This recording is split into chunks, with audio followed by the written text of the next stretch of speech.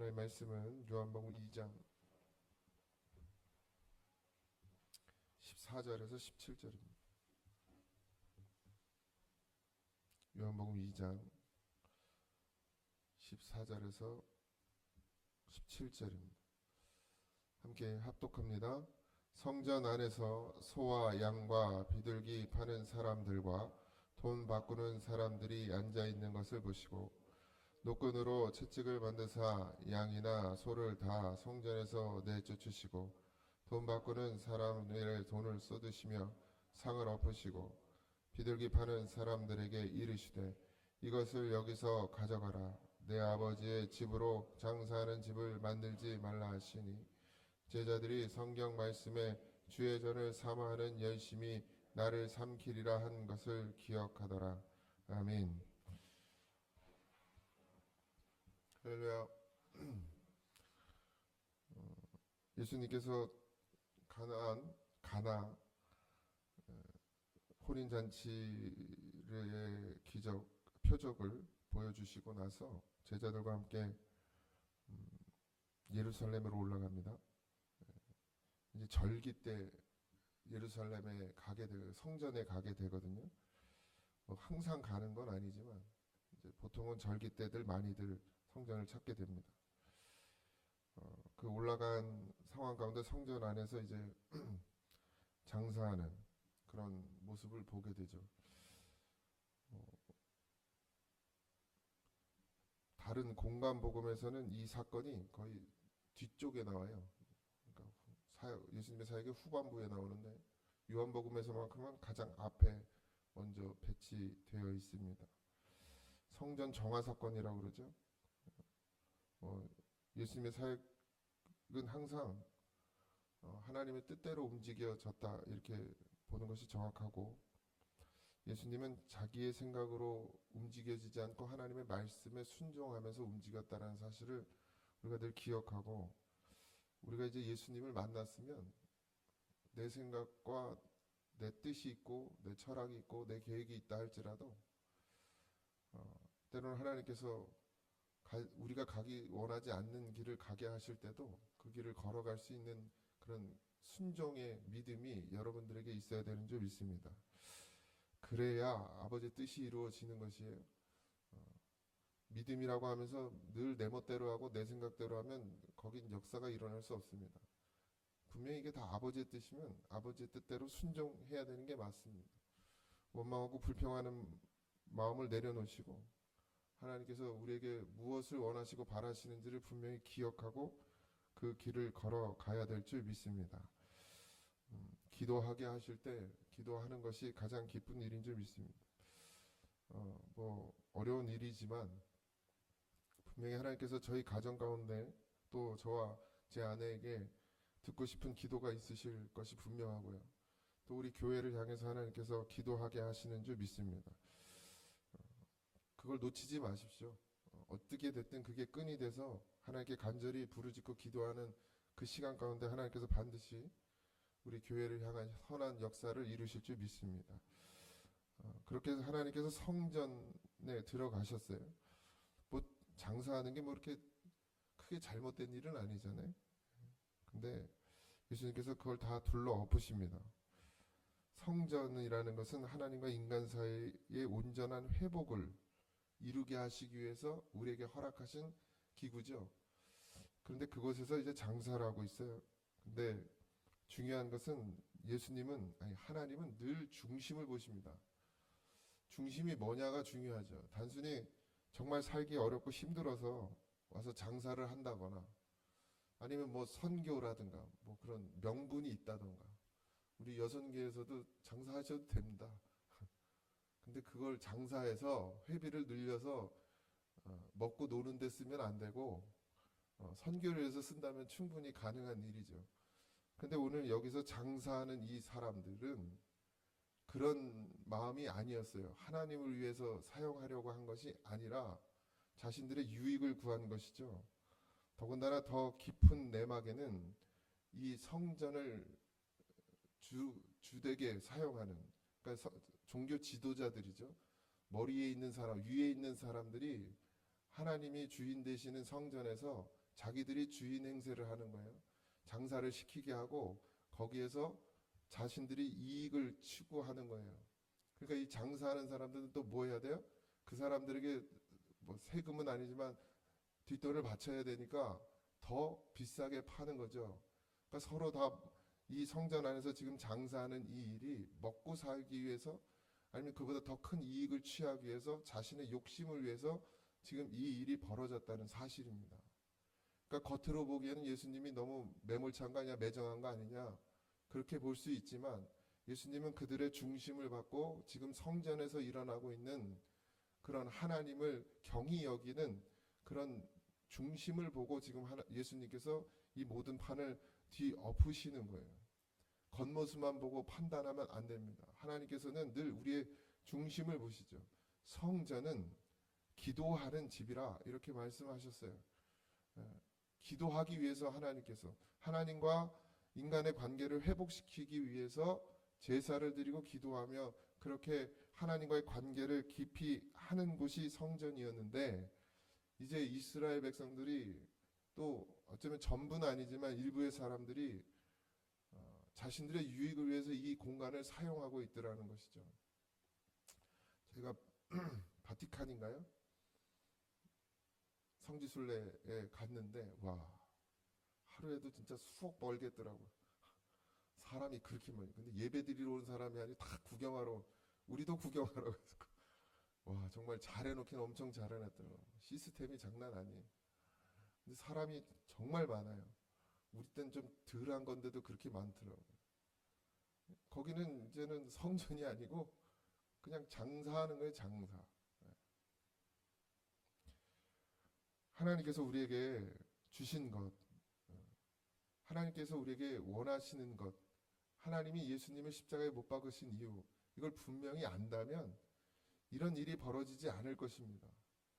여전히 우리도 마찬가지 깨어있지 않으면 이제는 우리가 성전 됐잖아요. 그죠? 예수님이 우리 안에 오심으로 말미암아 우리가 성전 되었어요. 교회란 말이죠. 근데 여러분은 이 교회를 어떻게 사용하고 계십니까? 여러분이 성전된 여러분들은 어떻게 하나님 앞에 나아가고 계십니까? 우리는 반드시 하나님과 기도의 관계로 하나님과의 말씀의 관계로 그렇게 계속해서 하루하루를 살아내야 합니다. 그게 성전이고 그게 교회예요. 근데 여전히 우리도 이 오늘 읽은 이 모습처럼 우리 안에 여전히 장사하는 마음이 나의 유익을 구하고 나의 안위를 구하고 나의 욕심을 구하는 것으로 성전 삼아 주신 하나님의 뜻을 거스리고 거역하고 있다면 하나님께서는 나를 그 판을 뒤집어 엎으셔야 됩니다. 우리가 이대로 가면 죽을 수밖에 없는 걸 아시기 때문에 하나님께서는 예수님을 우리에게 보내주셨고 예수님을 우리 안에 넣어주셨어요. 그래서 우리가 성전이 되어 교회가 됐어요. 근데 여전히 우리의 마음속에는 여기서 장사하는 사람들처럼 주를 위해 사는 것이 아니라 나를 위해 살고 있다는 것이죠. 더 나아가서는 그저 먹고 살기 위한 문제가 아니라 내 욕심을 채우기 위해서 살고 있더라는 거예요. 하나님께서 나를 성전 삼아 주셨을 때는 하나님과의 관계를 올바로 세우고 기도하고 찬양하고 만약에 우리의 삶에서 우리가 무엇을 이익을 구해야 한다면 그것조차도 주를 위해 쓸 수 있는 그런 성전을 만들어 주셨단 말이에요. 먹고 살아야 합니다. 뭐 유지해야 되죠. 써야 될 일들도 있어요. 그러나 중심이 바뀌셔야 됩니다. 장사할 수 있어요. 교회 성전에서 장사할 수 있습니다.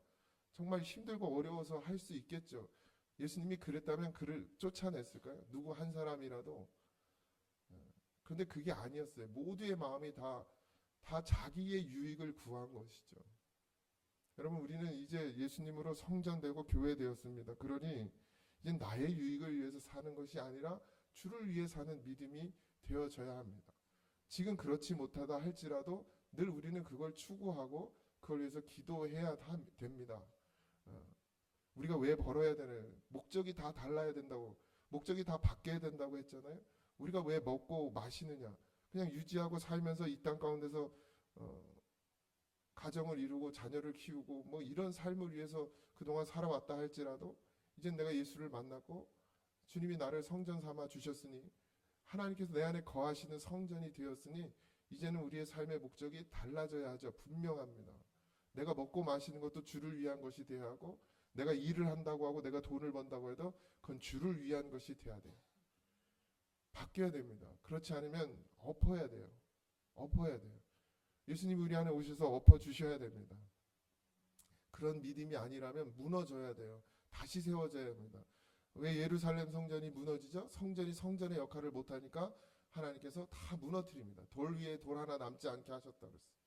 하나님이 우리의 삶을 무너뜨리시는 이유는 다시 믿음으로 세워가라고 무너뜨리신 줄 믿습니다. 우리는 여전히 착각해요. 목사니까요. 얼마나 믿음이 좋다고 생각하겠습니까? 목사니까, 얼마나 하나님의 종이니까 하나님을 위해서 산다고 착각하고 살아요. 근데 하나님이 내 삶을 무너뜨리니까 하나님을 위해서 살지 않고 있었어요. 제가 늘 여기서 고백하죠. 내가 하진이보다 하나님을 더 사랑한다고. 근데 제가 이 일을 겪고 나니까 내가 하나님보다 하진이를 더 사랑하고 있어요. 물론 그게 뭐가 나빠요? 자식을 사랑하는 게. 그런데 하나님은 하나님을 중심에 두기를 더 원하십니다. 하진을 책임지는 건 내가 아니고 하나님이시죠. 우리로 그걸 깨닫게 하시는 줄 믿습니다. 삶의 목적이 달라져야 돼요. 우리가 하나님이 이 땅에 보내주시고 우리를 통해서 자녀를 주셨다 할지라도 그 자녀를 책임져야 하는 건 부모가 맞지만, 결국 그 자녀를 자라게 하고 그 자녀를 하나님의 사람이 되게 하고 그 자녀의 인생을 책임지시는 것은 하나님이에요. 우리의 삶도 마찬가지입니다. 내가 예수 만나기 전이라면, 내가 예수님을 모른다면 당연히 내 힘으로 사는 줄 아니 열심히 일하고 열심히 노력하고 더 하겠지만, 이제 우리가 예수님을 만났고 하나님의 사람이 됐어요. 이제 우리는 장사하는 사람이 아니라 주를 위해 사는 사람이 되어야 될 줄 믿습니다.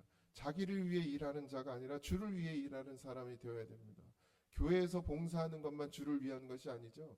여러분의 삶 가운데서 지금 여러분들이 하고 있는 모든 일 가운데 이제는 그것이 나를 위한, 내 가족을 위한, 내 자녀를 위한 그런 단순히 이 땅의 어떤 정욕을 위한 일이 아니라, 이제 내가 한 숟갈에 밥을 뜬다 할지라도, 내가 나아가서 1시간 일을 한다 할지라도, 하루 종일 일을 한다 할지라도 이것이 주를 위한 것이 되도록 우리는 기도해야 될 줄 믿습니다. 목적이 바뀌어야 돼요. 삶의 목적이 달라져야 합니다. 예수님께서 그렇게 분노하시면서 뒤집어 엎었던 것은 그 행태, 성전이라는 거룩함, 성전이라는 모양 안에서 자신들의 믿음을 감춰버리고 자신들은 거룩한 척하면서 뒤로는 아주 온갖 정말 자기의 정욕을 구하고 자기의 욕심을 구하는 일들을 행하고 있으면서도 자기들은 하나님을 사랑한다 말하고, 자기들은 하나님을 섬긴다 말하고, 자기들은 하나님을 위해서 산다고 말하는 그 미련하고 지혜 없는 자들에게 하나님께서 깨닫게 하시려고 오늘 예수님을 들어 사용한 줄 믿습니다. 오늘 우리에게 하나님께서 생명 주셨으면 그 생명으로 사는 것이 분명합니다. 그렇지 않으면 무너질 수밖에 없어요. 이사야 56장 7절에 내 집은 만민이 기도하는 집이라 일컬음을 받으리라. 우리가 되려 교회를 기도하는 집이고 하나님을 만나는 곳인데, 성도된 우리가 교회를 가면 문제를 해결받고 재정의 문제를 해결받고 건강의 문제를 해결받고 자식의 문제를 해결받고 그런 도구로 사용하고 있다라는 것이죠. 우리가 우리 스스로 성전을, 하나님의 이 거하시는 곳을 더럽히고 있는 거예요. 우리의 마음 중심조차도 하나님 앞에 온전히 엎드려져서 기도하는 그런 믿음이 하나님 앞에 보여지길 주님의 이름으로 축복합니다. 교회는 반드시 기도하는 집이에요. 기도를 통해서, 찬송을 통해서, 예배를 통해서 하나님을 만나는 곳입니다.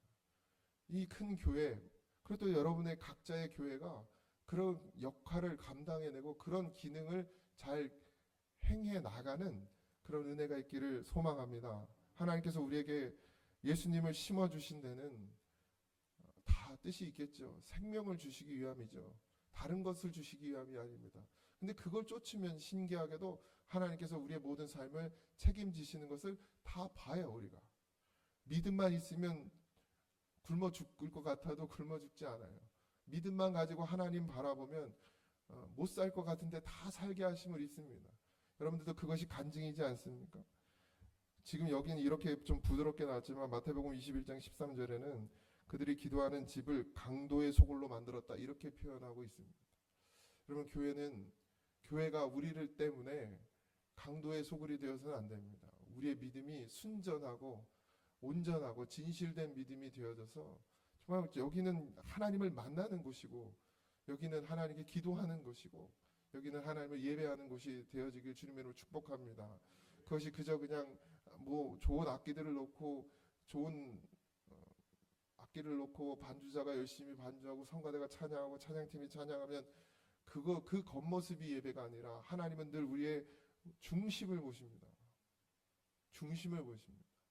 박자가 틀리고 노래가 틀리고 좀 모습이 허름해도 내 중심에 정말 하나님 앞에 진실함으로 나가는 그 마음만 있으면 그 믿음만 있으면 하나님께서는 그 예배를 반드시 받으십니다. 여러분 오늘 하루도 내일은 주일이에요. 주일을 잘 준비하는 그런 하루가 되길 바랍니다. 뭐 하루 종일은 아니다 할지라도 저녁에 집에 들어가셔서는 내일 주일을 준비하고 사모하고 그렇게 하나님 앞에 예배 드릴 마음의 중심의 준비를 하고 또 우리에게 더럽혀진 것들이 있다면 깨끗이 씻어내고 그렇게 하나님 앞에 나오길 주님의 이름으로 축복합니다. 하나님 우리에게 주신 귀한 이 성전됨을 소홀히 하지 마시고 더럽히지 말고 정말 순결하게 지켜내는 그런 신부의 모습이 되어지기를 주님의 이름으로 축복합니다. 기도하겠습니다. 하나님보다 더 귀한 것이 없습니다.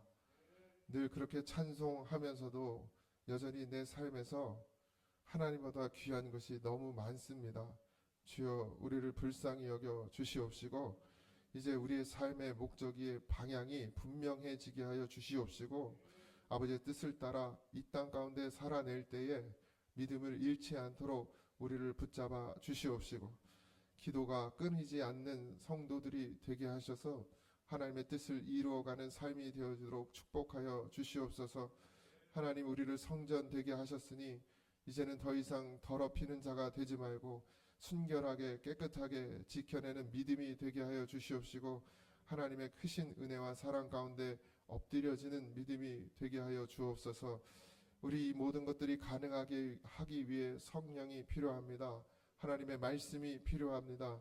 우리에게 부어 주시옵시고 충만히 채워 주셔서 아버지 하나님 차고 넘치게 하시는 은혜가 있게 하여 주시옵소서. 오늘 한 날도 주님께 맡기오니 아버지들 우리와 동행하시는 그 은혜 가운데 거하게 하여 주시옵시고 주님의 잡은 손을 놓지 않는 믿음 되게 하여 주옵소서. 오늘 감사하며 예수님의 이름으로 기도하옵나이다. 아멘. 하늘에 계신 우리 아버지여 이름이 거룩히 여김을 받으시오며 나라의 임하옵시며 뜻이 하늘에서 이루어진 것 같이 땅에서도 이루어지이다. 오늘날 우리에게 일용할 양식을 주옵시고 우리가 우리에게 죄진 자를 사하여 준 것 같이 우리 죄를 사하여 주옵시고 우리를 시험에 들게 하지 마옵시고 다만 악에서 구하옵소서. 그 나라와 권세와 영광이 아버지께 영원히 있사옵나이다. 아멘.